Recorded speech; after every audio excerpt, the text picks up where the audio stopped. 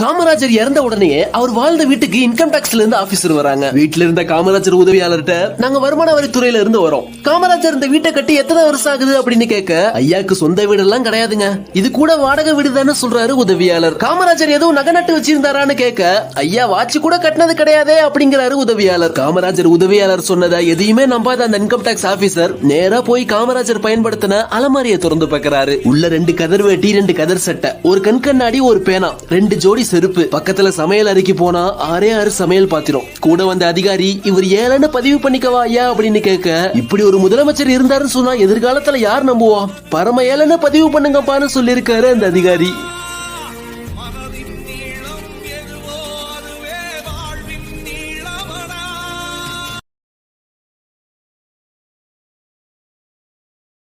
தண்ணீர் தாகத்தை மட்டும்தான் தீக்கும், யாருக்கு தாகம் தீக்கிறோம் அப்படிங்கறத எண்ணுவதில்லை.